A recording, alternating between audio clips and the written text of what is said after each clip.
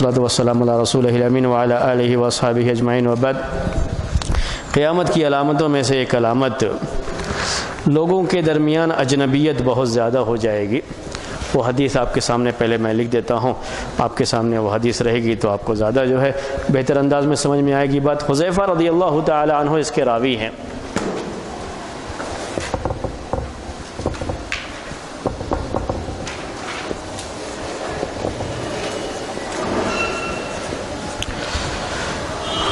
مشہور صحابی حذیفہ رضی اللہ تعالی عنہ اس کے راوی ہیں۔ وہ کہتے ہیں سئل رسول اللہ صلی اللہ علیہ وسلم عن الساعۃ،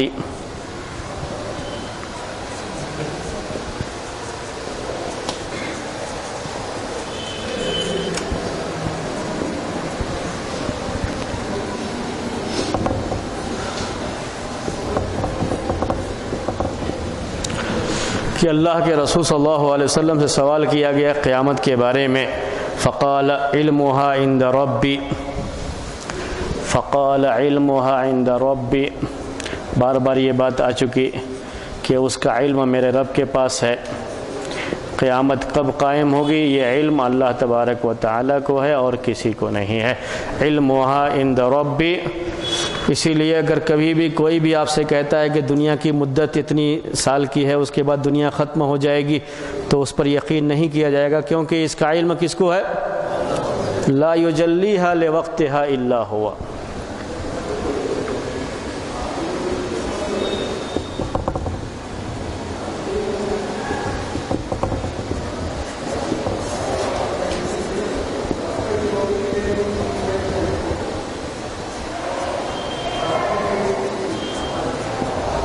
لا یجلیھا لوقتھا الا ہوا، یعنی اس کو اس کے وقت کے لیے ظاہر نہیں کرے گا مگر وہی۔ ولیکن اخبرکم بمشاریطھا، یہاں تک قیامت کی علامتوں سے تعلق نہیں۔ اب یہاں سے ولیکن اخبرکم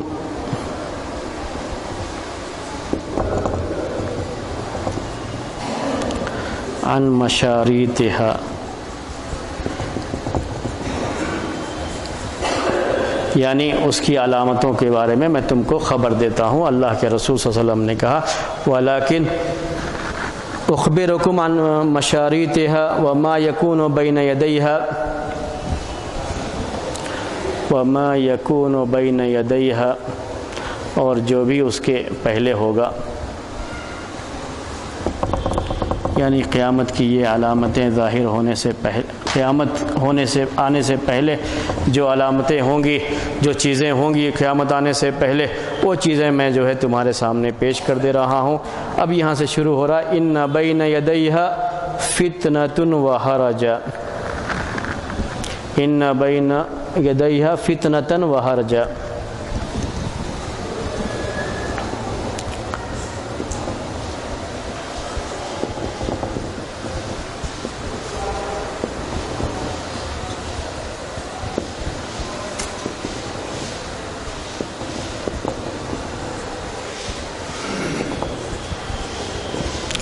ان بین یدیھا فتنۃ وحرجا فتنۃ وحرجا، قالوا یا رسول اللہ الفتنۃ قد عرفناها، یا الفتنۃ قد عرفناها،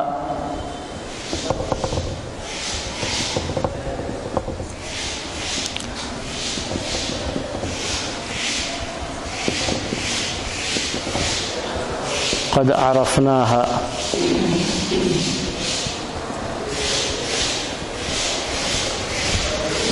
ہم فتنہ جانتے ہیں۔ کہاں اللہ کے رسول صلی اللہ علیہ وسلم نے قیامت آنے سے پہلے فتنے ہوں گے، حرج ہوگا، تو صحابہ نے کہا فتنہ تو ہم جان گئے، فالحرج ما ہوا، حرج کیا چیز ہے یہ جو حرج یہاں کہا گیا، فالحرج ما ہوا،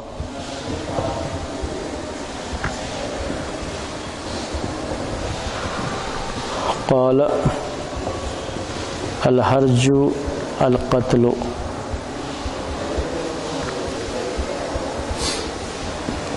بلسان الحبشۃ،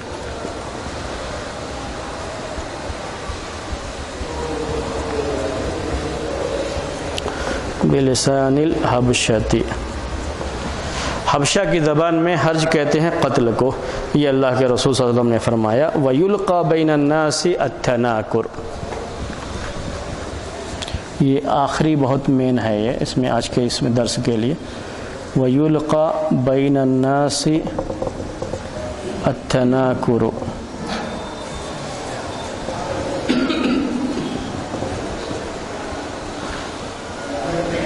يُلْقَى بَيْنَ النَّاسِ التَّنَاكُرُ فَلَا يَكَادُ أَحَدٌ أَن يَعْرِفَ أَحَدًا۔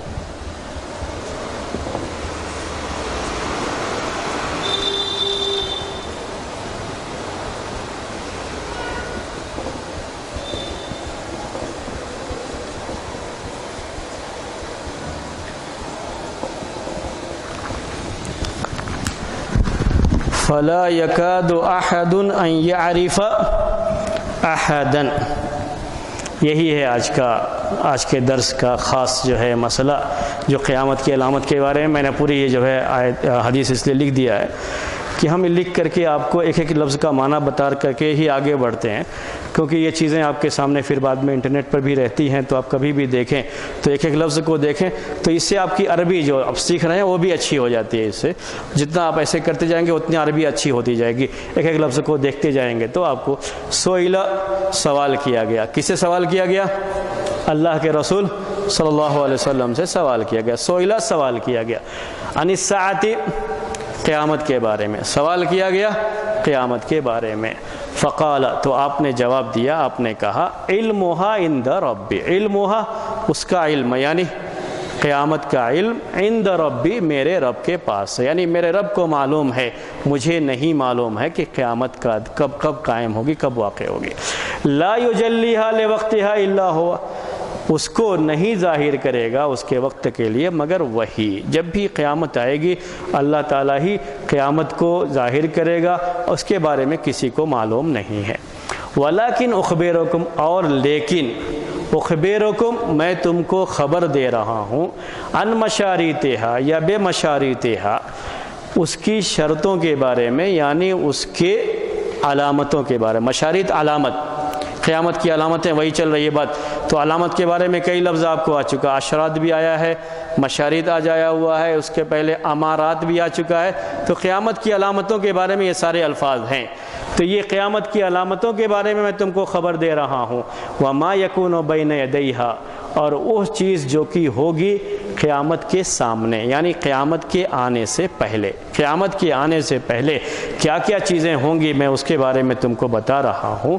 اس میں سے آپ نے یہ بتایا ان بین یدیھا فتنۃ وحرجا، کہ اس کے پہلے، قیامت کے آنے سے پہلے، اس کے سامنے یعنی اس کے آنے سے پہلے فتنے ہوں گے اور حرج۔ حرج یہ قتل کے معنی میں، جہاں صحابہ نے پوچھا کہ حرج کیا ہے، یہ حرج را پر ساکن،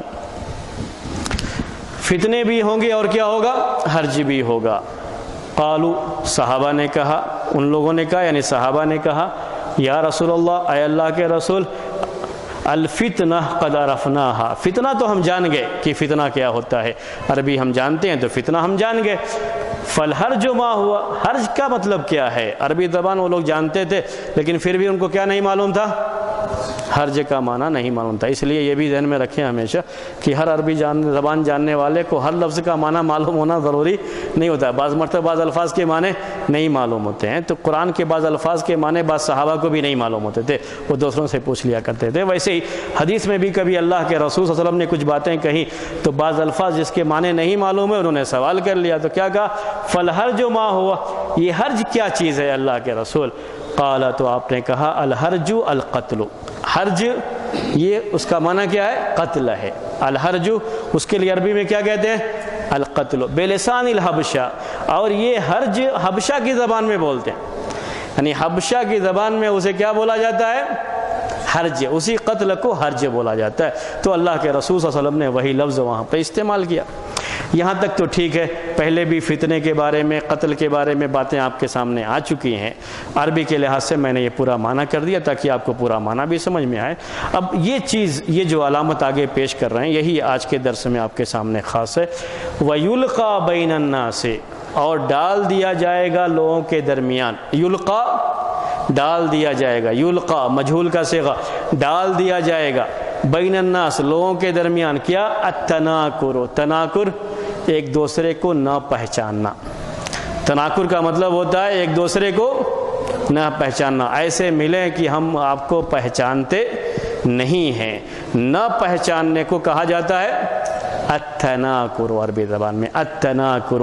تو ایسا ہو جائے گا معاملہ کہ لوگوں کے درمیان تناکر یعنی ایک دوسرے کو نہیں پہچان رہے ہیں، ایک دوسرے کو نہ پہچاننا، یہ چیز لوگوں کے درمیان ڈال دی جائے گی، اس کو تناکر کہتے ہیں۔ فلا یکاد احد ان یعرف احدا، تو کوئی کسی کو نہیں پہچان رہا ہوگا، بہت کم ہوگا کہ لوگ دوسرے کو پہچان رہے ہیں، ورنہ یہ آپ دیکھیں گے کہ ایسی جو ہے اجنبیت آ جائے گی لوگوں کے درمیان کہ ایک دوسرے کو لوگ پہچان نہیں پائیں گے، لوگوں میں اجنبیت رہے گی، پہچانتے نہیں رہیں گے ایک دوسرے کو، اور ایک ہی جگہ رہیں گے لیکن ایک دوسرے کو پہچانیں گے نہیں۔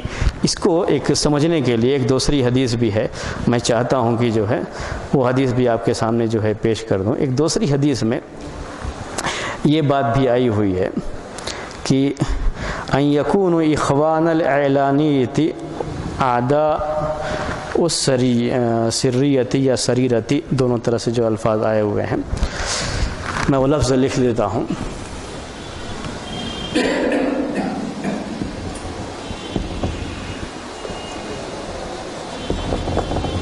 اخوان العلانیۃ و اعداء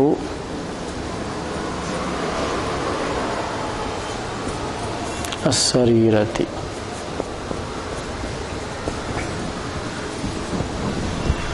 اس کی شرح میں تھوڑی یہ بات آئے گی۔ اخوان العلانیہ کا مطلب یہ ہے کہ لوگوں کے سامنے تو بھائی بھائی بنے رہتے ہیں اور اندر ایک دوسرے کے دشمن رہتے ہیں۔ اعداء السریرہ، سریرہ کا مطلب اندر، دل کی بات جو ہے، اعداء دشمن، تو لوگوں کے سامنے تو بھائی بنے رہتے ہیں اور اندر ایک دوسرے کی گردن کے بعد کاٹنے کے بارے میں سوچتے رہتے ہیں، دشمن بنے رہتے ہیں۔ تو حدیث کی شرح میں یہ بات آئے گی۔ اب جو ہے ہم اس کی شرح جو ہے شروع کرتے ہیں۔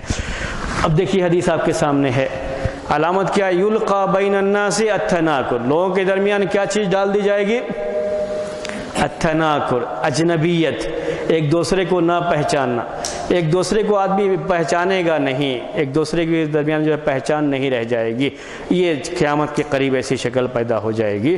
اور اس کے بارے میں عمر رضی اللہ تعالی عنہ اس کے بارے میں یہ کہہ رہے تھے کہ آخری زمانے میں ایسا ہو جائے گا کہ لوگ، یہ اللہ کے رسول صلی اللہ علیہ وسلم سے سن کر کے ہی یہ باتیں ہیں، کہ لوگ بظاہر تو بھائی رہیں گے لیکن اندر سے دشمن رہیں گے۔ اخوان العلانیۃ اعداء السریرۃ۔ تو یہ پہچاننا ایک دوسرے کو پہچان نہ ہونا، اس کے بارے میں اس کا کیا مطلب ہے پہچان نہ ہونے کے؟ ویسے پہچان نہ ہونے کی جو بات ہے، جو بڑے شہروں میں رہتے ہیں وہ اس بات کو اچھی طرح سے سمجھتے ہیں کہ یہ چیز پائی جاتی ہے، سمجھتے ہیں، ایسا مسئلہ نہیں ہے کہ ایک جگہ پر آپ ایک زمانے تک رہتے ہیں لیکن پورے پڑوسیوں سے بھی صحیح طریقے سے پہچان نہیں ہو پاتی ہے، ایک دوسرے کا نام بھی نہیں معلوم ہو پاتا ہے۔ ورنہ ایسا بھی تھا کہ پورے مدینے میں رہنے والے لوگوں کو اگر کسی سے پوچھ لیں کہ فلاں آدمی کے بارے میں، تو پوری تفصیل اس کے بارے میں وہ بتا دے گا، پورا اس کا بایو ڈاٹا جو ہے، وہ اپنا بایو ڈاٹا بنا کے گھومنا نہیں پڑتا تھا اس زمانے میں، کسی سے بھی پوچھو تو وہ بتا دے گا کہ ان کا بایو ڈاٹا گیا۔ ابھی کیا شکل ہو گئی ہے کہ شادی کے لیے اگر کسی کو یہ رشتے کے لیے کرنا پڑتا ہے تو کیا کہتے ہیں؟ اپنا بایو ڈاٹا دو پورا جو، کیونکہ پوچھیں گے کسے، اس کے قریبی لوگوں سے پوچھیں گے تو اس کو بھی نہیں معلوم ہے کہ کیا ہے اس کے بارے میں، شکل ایسی ہو گئی ہے ابھی جو ہے، ایسا معاملہ ہو گیا ہے یہ۔ تو پورا بایو ڈاٹا بنا کر کے آدمی کو گھومنا پڑتا ہے کہ میں کیا ہوں، مجھے کیا لوگ وہ کیا ہے دوسرے لوگ بتایا کرتے تھے، دوسروں کو معلوم ہوتا تھا کہ آدمی کیا ہے کیا نہیں ہے، اور کسی سے بھی پوچھ لو پورا بتا دے گا ہر ایک کے بارے میں کہ ان کا کیا معاملہ ہے۔ بلکہ آپ یہ بھی کہا جاتا ہے دیہاتوں میں ایسا بھی ہوتا تھا کہ جن چیزوں کے پیچھے نہیں پڑنا چاہیے ان چیزوں کے بھی پیچھے پڑے رہتے تھے، وہ معلومات بھی رکھتے تھے ساتھ میں کہ جو ہے ان کے بارے میں کیا کیا ہے، ان کے اندر کی بھی بعض باتیں جو ہے معلوم کر کے رکھتے تھے، پیچھے پڑے رہتے تھے۔ تو جن کے پیچھے نہیں پڑنا چاہیے وہ بھی پیچھے پڑے رہتے تھے۔ لیکن اب شہروں میں یہ معاملہ، اور شہر دیہات بھی شہر بنتے جا رہے ہیں، آہستہ آہستہ سب شہر بنتے جا رہے ہیں۔ دیہاتوں کی جو پہلے کی زندگی تھی اب دیہاتوں میں بھی وہ زندگی باقی نہیں رہی، وہ سب میں جو ہے وہ شہر ابھی نئی جو حکومت چل رہی ہے ہندوستان میں، اس کا بھی یہ ہے کہ ہم شہروں کو، دیہاتوں کو شہر بنائیں گے اور شہروں کو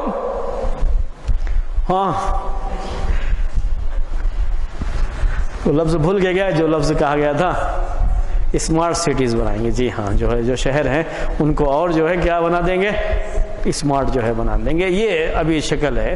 جتنا اسمارٹ بنتا جائے گا یہ شہر، اتنا ہی لوگ غیر اسمارٹ بنتے جائیں گے، یعنی ایک دوسرے کے بارے میں معلومات نہیں رہیں گی اور اتنی ہی اجنبیت آتی جائے گی. تو یہ جو چل رہا ہے معاملہ، یہ پوری دنیا میں بھی ایسے ہی چل رہا ہے کہ ایک پڑوسی کو بھی پڑوسی کے بارے میں معلوم نہیں ہوتا ہے. دبئی کی جو سب سے اونچی بلڈنگ ہے، اس بلڈنگ میں کتنے لوگ رہتے ہیں اور ہر ایک کے بارے میں ہر کوئی جانتا ہو، آپ جا کے معلوم کر لیجئے تو نہیں جانتے رہیں گے. وہ کس کس ملک کے کہاں کہاں کے لوگوں نے خرید لیا ہے اور اس کو اس میں وہ آتے جاتے ہیں، کبھی رہتے ہیں کبھی نہیں رہتے، معلوم نہیں ہوتا ہے. میں یہاں پہ 8 سال سے ہوں بنگلور میں. پہلے جو ہے ابھی جہاں سے گھر تبدیل کیا وہاں بھی 4 سال تک تھا، لیکن میرے پڑوسیوں کو بھی میرا نام نہیں معلوم ہے.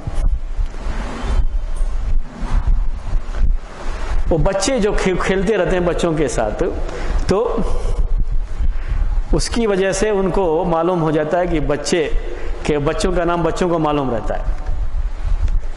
تو ہمارے ایک شاگرد اس سے کلیے سے آئے ملنے کے لیے، بھی تو طبیعت جو خراب تھی تو اس کی وجہ سے بعض وہاں سے بھی، حالانکہ میں نے منع کیا تھا لیکن پھر بھی وہ لوگ جو ہے چلے آئے کہ جو ہے جائیں گے شیخ کے گھر، کیوں جو ہے پڑھانے کے لیے نہیں آئے ہیں. تو پہلا والا گھر جانتے تھے، وہاں گئے تو معلوم ہوا کہ یہاں سے جا چکے ہیں. اب وہ کسی سے میرا نام پوچھ رہے ہیں تو کسی کو پتا نہیں ہے. تو بچے تھے تو بچوں نے کہا کہ وہ کامران کے ابو کو پوچھ رہے ہیں، یعنی بچے کا نام جو ہے.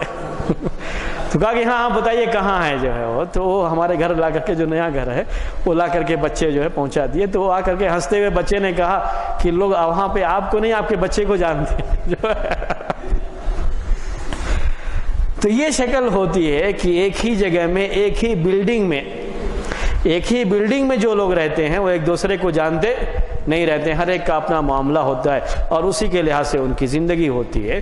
ایک ہی بلڈنگ میں جو بہت سارے فلیٹ ہیں، اس فلیٹ کے رہنے والوں میں بھی آپس میں وہ تعارف نہیں ہوتا ہے. بہت زیادہ کبھی ہوا تو نام اگر معلوم ہو گیا تو ہو گیا، ورنہ اس سے زیادہ لوگوں کو معلوم نہیں ہو پاتا. اس لیے ایڈریس معلوم کرنا شہر میں، وہ باقاعدہ مکان نمبر یہ سب لکھا ہوا، اس کو دیکھ کر کے معلوم کر لیں. نام سے معلوم کرنا چاہیں گے تو معلوم نہیں ہو پائے گا. اتنی اجنبیت ہے لوگوں میں، شہروں کے اندر. اور یہی کہا اللہ کے رسول صلی اللہ علیہ وسلم نے، وَيُلْقَى بَيْنَ النَّاسِ التَّنَاكُرُ. لوگوں میں کیا آ جائے گی؟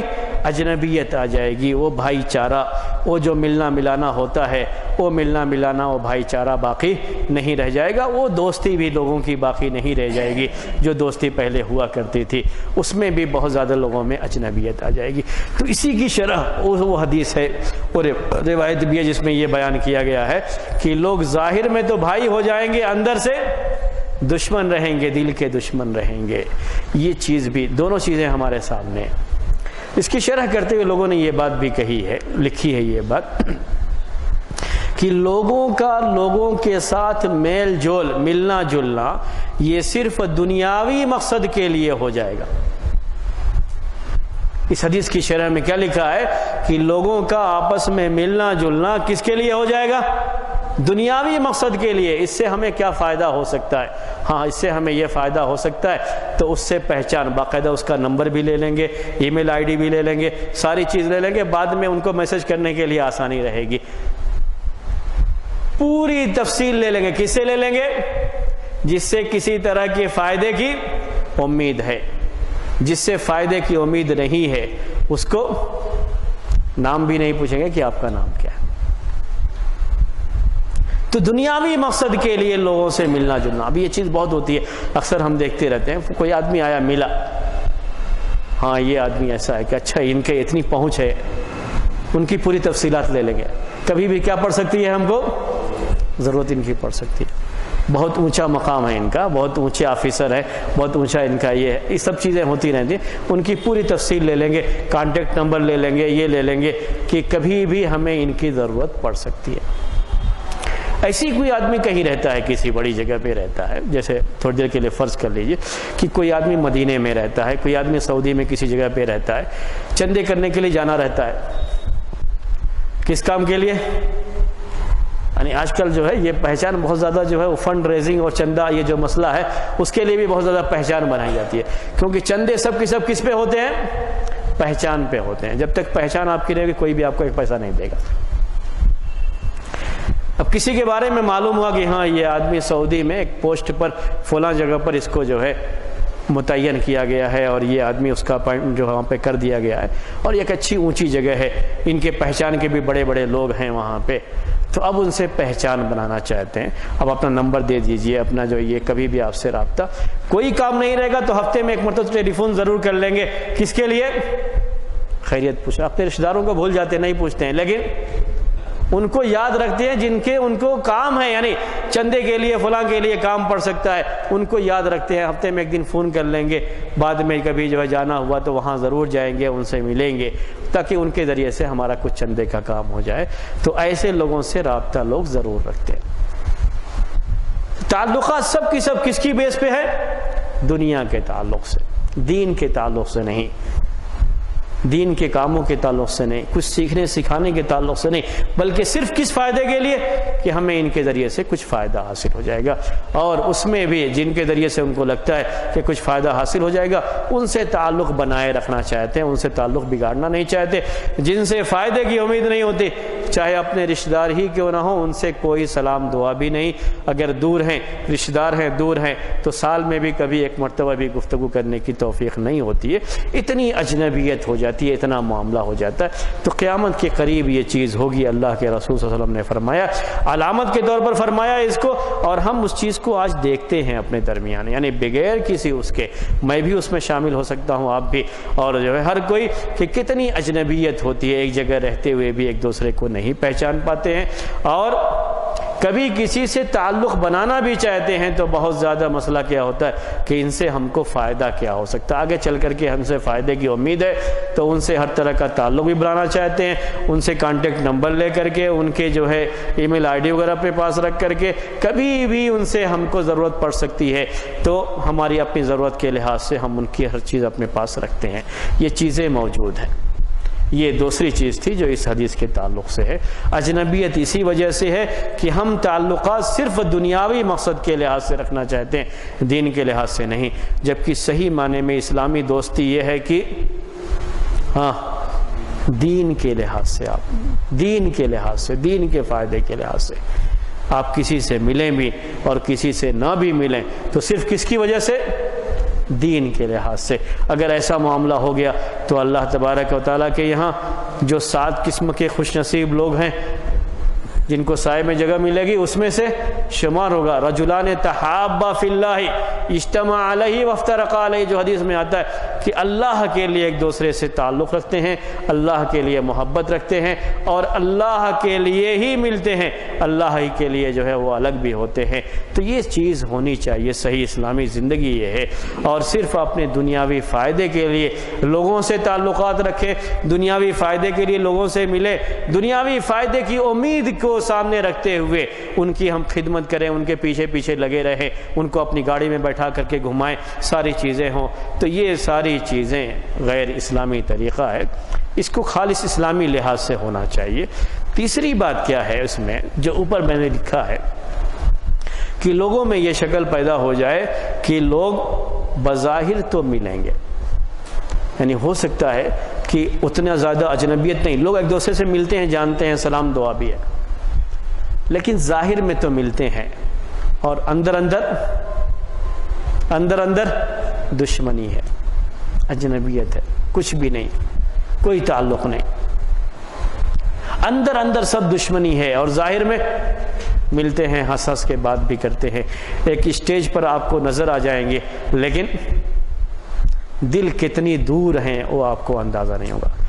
تو یہ جو نکارت کی بات کہی گئی اجنبیت کی، یہ دل کے لحاظ سے کہ لوگوں کے، حالانکہ میں نے آپ سے شروع میں کہا کہ ابھی آپ شہروں میں دیکھیں گے تو اس کے لحاظ سے بھی، ظاہر کے لحاظ سے بھی یہ بات ہے کہ ایک دوسرے کو لوگ پہچانتے نہیں رہتے، لیکن اگر آپ یہ دیکھیں کہ لوگ ایک دوسرے کو پہچان بھی رہے ہیں تو یہ پہچان بھی کیسی ہے؟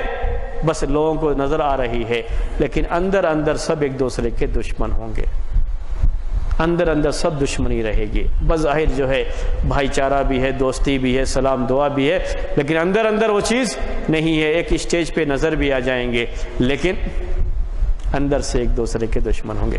لوگوں کے سامنے تو ظاہر ہوا کہ بڑا مل کر کے رہتے ہیں، لیکن اندر اندر ایک دوسرے کو نیچا دکھانے، ایک دوسرے کو نقصان پہنچانے کی پوری فکر میں رہتے ہیں، اس کا پورا خیال کرتے رہتے ہیں۔ یہ چیز بھی بہت زیادہ ہے۔ یہ بات عمر رضی اللہ تعالیٰ عنہ نے بھی کہی ہے۔ کون سی؟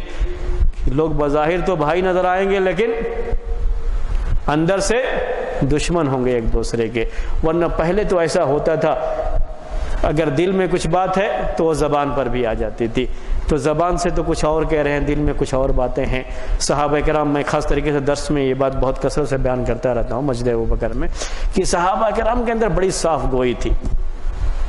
صاف گوئی کا مطلب کہ صاف صاف جو بھی دل میں بات تھی صاف صاف زبان سے بیان کرتے تھے۔ یہ بہت چیزیں ان کے اندر، یہ چیز بہت زیادہ تھی۔ لیکن ابھی ہمارے اندر کیا آ گیا ہے کہ لوگوں کی رعایت کرتے ہوئے ہم باتیں بڑے اچھے انداز سے، میٹھے انداز میں کر جاتے ہیں، لیکن دل میں وہ باتیں ہوتی نہیں ہیں۔ خوش کرنے کے لیے، دکھانے کے لیے زبان سے بڑی ہمدردی کی باتیں کر جاتے ہیں، لیکن جیسے ہی وہ آدمی سامنے سے ہٹ جاتا ہے ویسے ہی اس کی برائی شروع کر لیتے ہیں، اس کے بارے میں مختلف باتیں کرنا شروع کر دیتے ہیں۔ تو یہ کہا عمر بن خطاب رضی اللہ تعالیٰ عنہ نے بھی کہ لوگ ظاہر میں بھائی ہوں گے اور اندر سے دشمن ہوں گے۔ ایک اور حدیث جو ہے اب اس کے بعد جو ہم پیش کرتے ہیں آپ کو، اور وہ بھی قیامت کی علامت کے طور پر ہے، وہ ہے کہ کثرت المطر و قلت النبات۔ بارش بہت زیادہ ہوگی لیکن پیداوار کم ہوگی۔ جیسی بارش ہو رہی ہے اس کے لحاظ سے پودے نہیں ہوں گے۔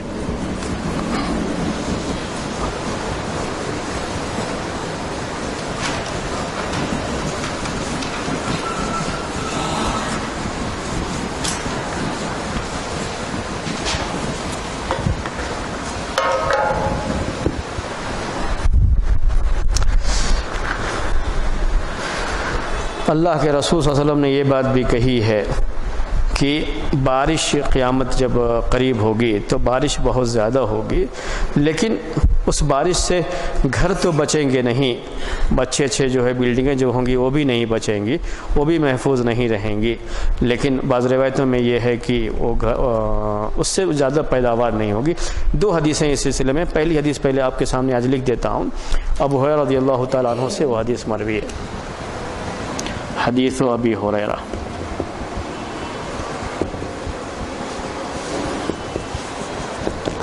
چھوٹی حدیث ہے تاکہ ہم جو وقت ہے اس میں پورا ہو جائے۔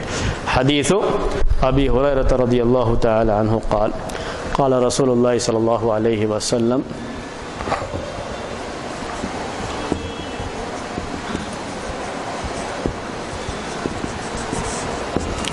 قال رسول اللہ صلی اللہ علیہ وسلم لا تقوم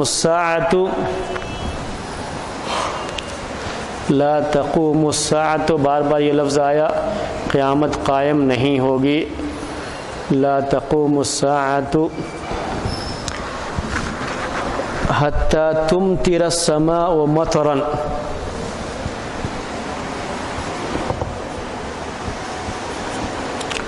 تمطر السماء مطرا،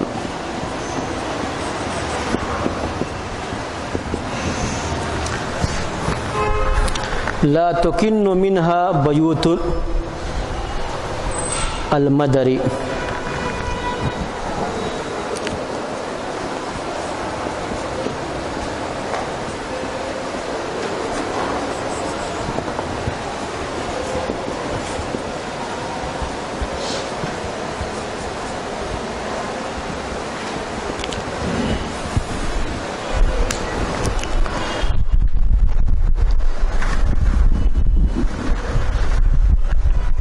ابو ہریرہ رضی اللہ تعالیٰ عنہ کی یہ حدیث ہے، اللہ کے رسول صلی اللہ علیہ وسلم نے فرمایا ہے، اور یہ حدیث مسند احمد کی ہے، اس کی سند کو صحیح کہا گیا ہے۔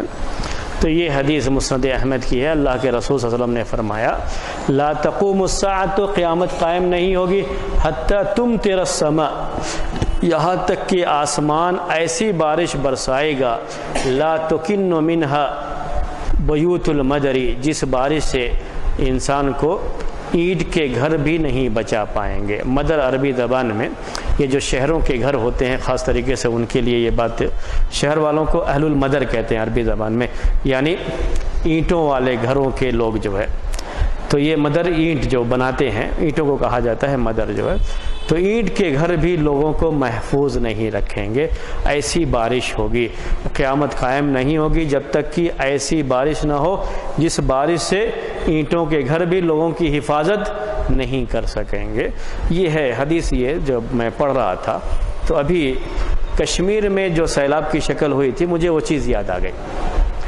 ابھی جیسا کہ میں نے سنا ہے واللہ عالم، کیونکہ ہم تو جا کے وہاں دیکھنے کا مسئلہ تو نہیں ہے ہمارا، لیکن ہم نے یہ سنا ہے کہ ایسے ہی بارش کا ہی پانی ہے، یعنی ایسا بھی نہیں کہیں سے بارش کا پانی ایسا کہ پوری ایک ایک منزل تک پانی بھر گیا، یہ گھر بھی لوگوں کی حفاظت نہیں کر سکے، بارش جو ہے اتنی زیادہ ہوئی جو۔ تو قیامت کے قریب اتنی بارش ہوگی، اللہ کے رسول صلی اللہ علیہ وسلم نے کہا کہ جس سے اینٹ کے گھر بھی لوگوں کی حفاظت نہیں کر پائیں گے۔ دوسرے گھر چھوڑ دیجئے، کس کے گھر؟ اینٹ کے گھر بھی، یہ بلڈنگیں بھی لوگوں کی حفاظت نہیں کر پائیں گے۔ تو جیسا کہ ہم نے ابھی آپ سے کہا کہ ابھی کشمیر میں جو بارش ہوئی، ابھی جو سری نگر وغیرہ کے جو حالات سننے میں آئے، اس کے لحاظ سے معلوم یہ ہوا کہ بارش کا پانی اتنا ہوا کہ پورے ایک فلور جو ہے اس میں رہنے کے لیے کوئی جو ہے کوئی چیز نہیں رہ گئی تھی، اور پورا پانی جو ہے بھر گیا۔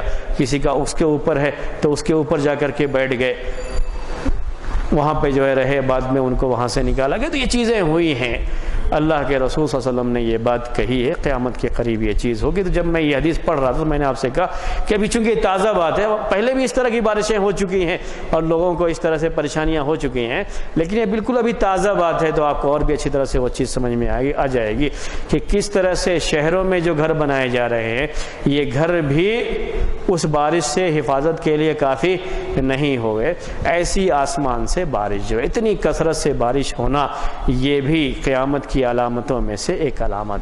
ایسی بارشیں کھیتی کے لیے بھی مفید نہیں ہوتی ہیں، آگے چل کر کے وہ کھیتی کی بات بھی آئے گی، اس انس رضی اللہ تعالیٰ عنہ کی وہ حدیث ہے، لیکن میں ابھی وہ حدیث نہیں لکھا ہوں آپ کو، کیونکہ جو اس کا اور حصہ ہے وہ انشاءاللہ آپ کے سامنے بعد میں آئے گا۔ لیکن آج اتنا ذہن میں رکھیں کہ زیادہ بارش کا ہونا جس سے انسان کو یہ گھر اینٹ کے گھر بھی محفوظ نہ رکھ پائیں، یہ بھی قیامت کی علامتوں میں سے ایک علامت ہے، اور یہ بالکل قریب میں ہمارے سامنے یہ چیز جو ہے ابھی ہوئی ہے، جو سننے میں آئی ہے، اس کے لحاظ سے وہ بات میں نے آپ کو پیش کی۔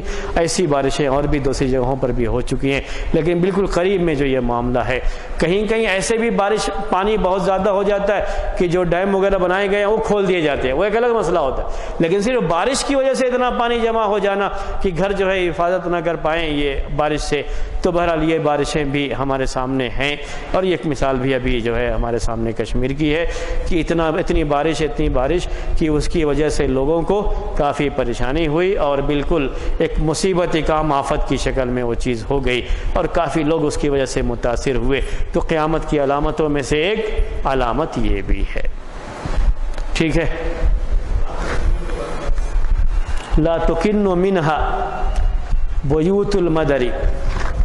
جی اب ہمارے پاس جو ہے جو 10 منٹ کی بات تھی، ابھی 9 ہی منٹ رہ گیا ہے، تو آپ کو اتنا ٹائم ہم دے رہے ہیں۔ جی ہاں ابھی سوال۔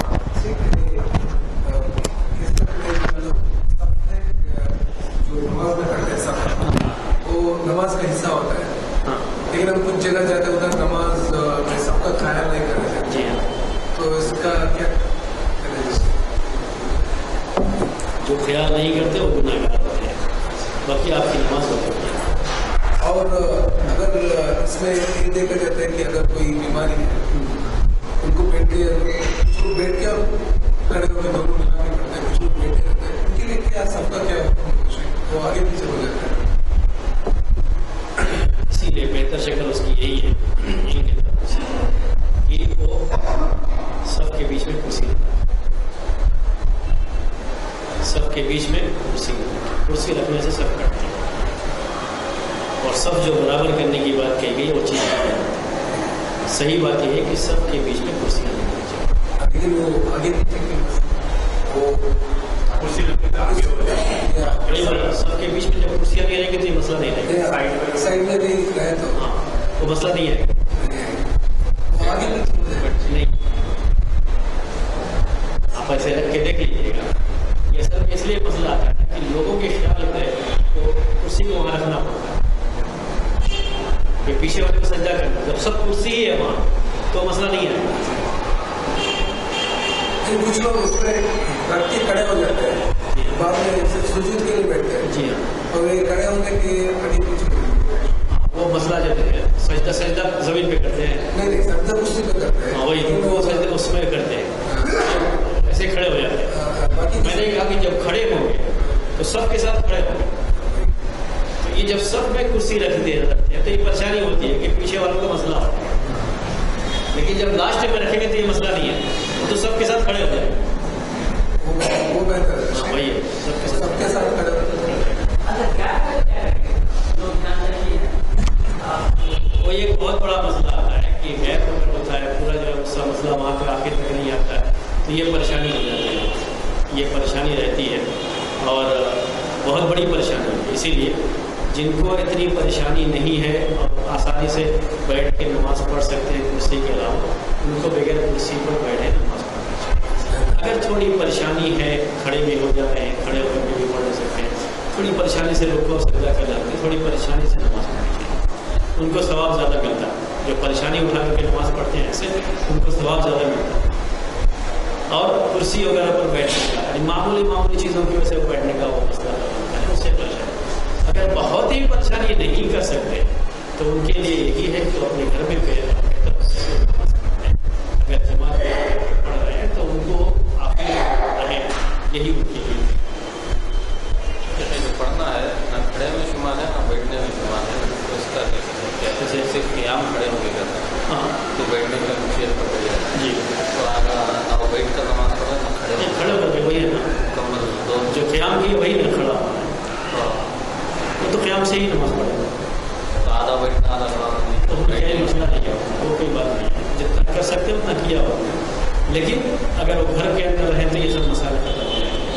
جماعت جو معذور ہیں ان کے اوپر جماعت فرض نہیں ہوتی ہے, وہ گھر میں پڑھتے ہیں ان کے لیے, کیونکہ مسجد میں آنے سے سب کو پریشانی ہوتی ہے. سب تو اس پریشانی سے بچنے کے لیے اگر ایسے بیٹھ جاتے ہیں تو لوگوں کو پریشانی نہیں ہوتی.